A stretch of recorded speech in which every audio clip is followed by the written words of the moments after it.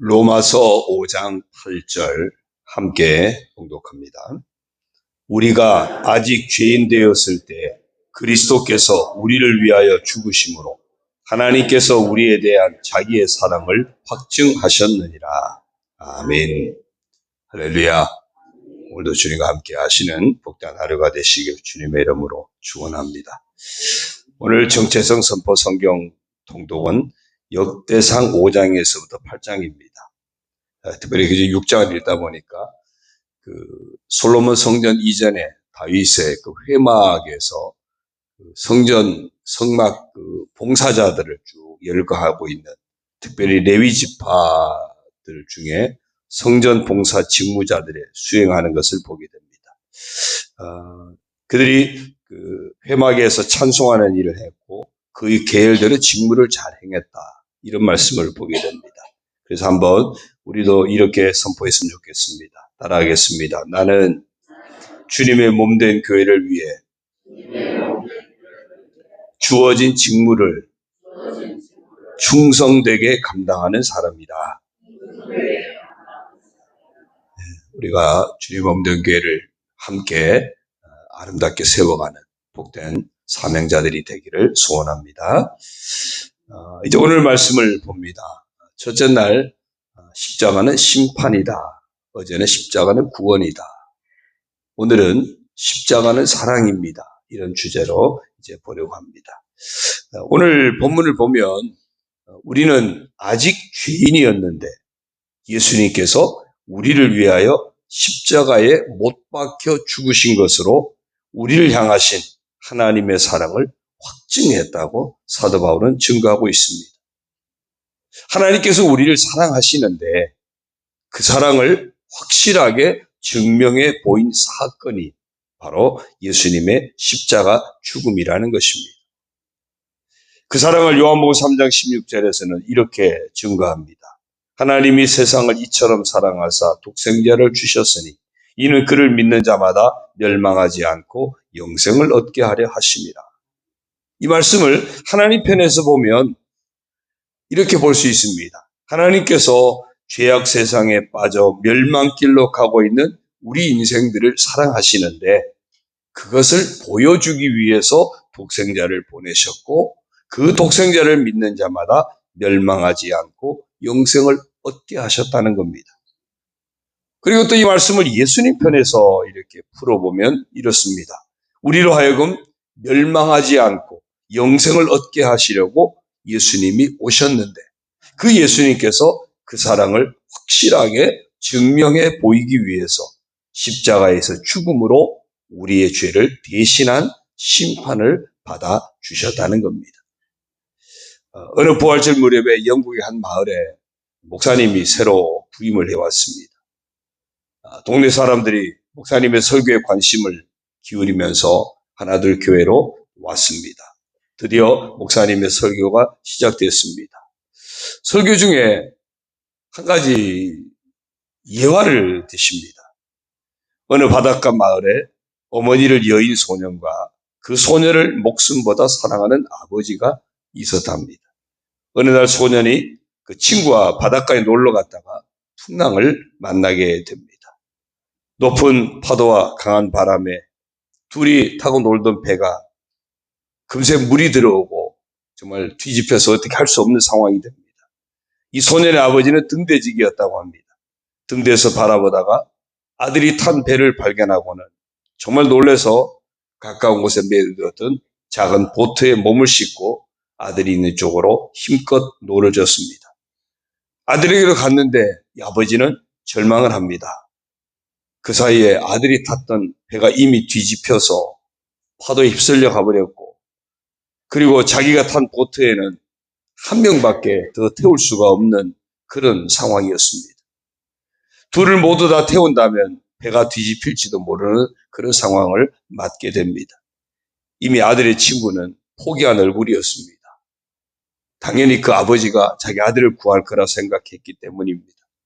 그런데 아버지가 아들에게 먼저 손을 내밀었다가 손을 거둡니다. 아들은 놀란 얼굴로 아버지를 바라봅니다. 야, 미안하다. 너는 죽어도 천국에 갈 수 있지만 네 친구는 아직 주님을 안 믿지 않니? 아들이 그 아버지 말을 듣고 한참 아버지를 바라보더니 이내 미소를 띠면서 그래요 아빠, 천국에서 다시 만나요. 그래서 아버지는 배에 아들의 친구를 태우고 쏟아지는 눈물을 감추지 못한 채 있는 힘껏 육지까지 노를 저 왔다는 그런 이야기입니다. 그러면서 이제 목사님의 설교가 끝이 났습니다. 그의 눈이 촉촉히 젖어 있었습니다. 찬송이 시작되는데 그의 뒤쪽에 앉아있던 좀 불량배처럼 보이는 동네 청년 몇 명이 자기들끼리 소곤거립니다. 뭐 저런 이야기 다 지어낸 이야기잖아. 저런 이야기 누가 믿어? 그때 그들의 뒤에 앉아서 그윽한 눈으로 설교를 듣던 머리가 하얗게 센 노인이 조용히 말합니다. 그렇지 않다네 젊은이들. 내가 바로 그 아버지고 저기 서 있는 목사가 바로 내가 구한 그 아들의 친구라네. 여러분, 이 이야기에서 어떤 생각이 드십니까? 우리를 살리기 위해 아들을 십자가의 죽음의 현장에 내버려 두신 엘리엘리 라마 사박단이 부르짖는 그 아들을 십자가 죽음의 현장에 내버려 두신 하나님 아버지의 모습이 생각나지 않습니까? 이사야 43장 4절을 보면 내가 내 눈에 보배롭고 존귀하며 내가 너를 사랑하였은즉 내가 내 대신 사람들을 내어주며 백성들이 내 생명을 대신하리니. 그렇습니다. 오늘 우리를 보배롭고 존귀하게 여기는 사랑을 보여주기 위해서 아들의 생명을 대신 내어주신 하나님 아버지의 사랑을 우리는 십자가에서 발견할 수 있습니다. 예레미야 31장 3절입니다. 옛적에 여호와께서 나에게 나타나사 내가 영원한 사랑으로 너를 사랑하기에 인자함으로 너를 이끌었다 하였노라. 하나님 아버지의 영원한 사랑이 아들을 십자가에 내어 주시기까지 하신 사랑으로 우리를 이끌어 주신다는 겁니다. 요한복음 13장 1절입니다. 유월절 전에 예수께서 자기가 세상을 떠나 아버지께로 돌아가실 때가 이른 줄 아시고 세상에 있는 자기 사람들을 사랑하시되 끝까지 사랑하시리라. 이런 하나님 아버지의 사랑을 아시는 예수님이셨기에 당신의 사람들을 사랑하시되 끝까지 사랑하셨는데 십자가의 희생적인 사랑으로 친히 증거해 보여주셨던 겁니다. 로마서 8장 35절입니다.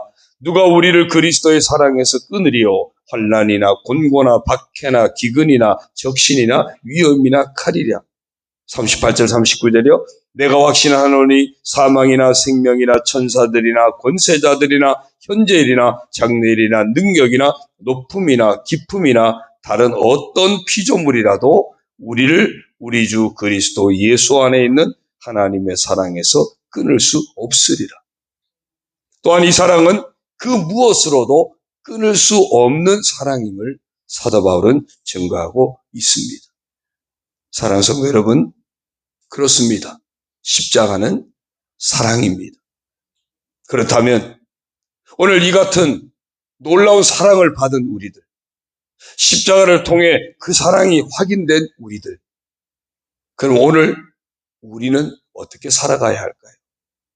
오늘 우리들의 모습은 어떤 모습이라야 하겠습니까? 예수님이 당부하셨습니다. 요한복음 13장 34절을 보면요. 새 계명을 너희에게 주노니 서로 사랑하라. 내가 너희를 사랑한 것 같이 너희도 서로 사랑하라. 예수님께서 십자가에서 죽음을 통해 대신 심판받으시고 우리를 구원하신 그 사랑을 보여주신 것처럼 이제 예수 안에서 그 사랑을 받은 사람이라면 마땅히 우리도 서로 그렇게 사랑하는 삶을 살라고 권면하십니다. 사도 바울은 빌립보서 2장 6절부터 8절에서 그는 근본 하나님의 본체시나 하나님과 동등됨을 취할 것으로 여기지 아니하시고 오히려 자기를 비워 종의 형체를 가지사 사람들과 같이 되셨고 사람의 모양으로 나타나사 자기를 낮추시고 죽기까지 복종하셨으니 곧 십자가에 죽으십니다. 예수님의 십자가의 사랑을 스스로 낮아지셨다, 희생하셨다, 그렇게 표현하고 있습니다. 그렇습니다. 우리가 예수님의 사랑을 본받아서 그 사랑을 실천하려고 할 때 어떤 모습이라 할까요? 그 사랑을 실천하기 위해서 잃어버리지 말아야 할 두 가지 중요한 덕목을 이 사도 바울은 이야기하고 있는 겁니다. 그것은 바로 첫 번째는 스스로 낮아지는 겸손함, 두 번째는 주어진 사명의 자리에서 자신을 희생하는 것, 그렇게 바울은 가르쳐주고 있습니다. 십자가는 사랑입니다. 낮아짐과 희생의 그 사랑이 나를 살렸습니다. 이제 우리도 예수님의 십자가 사랑을 본받아서 이웃을 살리는 삶을 살아야 할 줄로 믿습니다. 겸손함과 희생의 삶을 잃지 않으므로 예수님으로부터 받은 사랑을 실천하는 복된 모습이 다 되시기를 주님의 이름으로 축원합니다. 오늘의 퀴즈입니다. 예수님이 십자가 사랑을 받은 우리들, 이제 우리도 그 사랑을 실천해야 하는데 구체적으로 잃어버리지 말아야 할 두 가지 덕목이 무엇입니까? 문자로 제게 보내주십시오. 우리 309장 찬송 뜨겁게 하시고 오늘도 계속해서 부르짖어 기도하실 때 나라 민족을 위해서 기도하시고 괴를 품고 기도하시고 특별히 우리 성도들 한 사람 한 사람 이름 불러가면서 정말 그들을 축복하고 또 그들을 마음껏 사랑할 수 있게 해달라고 함께 우리가 부르짖어 기도하시고 여러분의 마음의 소원들을 위해서 그리고 십자가 은혜를 놓치지 않도록 합심해서 동성으로 기도하겠습니다. 309장입니다. 목마른 내 영혼 주가 이미 허락한 그 귀한 영생수 주여 갈망합니다. 그 약속 따라서 힘써 간구하오니 오 주여 내 기도 어서 들어주소서. 예수의 사랑 예수의 사랑 바다 물결같이 내게 임하니 영광의 물결에 온전히 쌓여서 내 영혼의 기쁨 한량 없도다.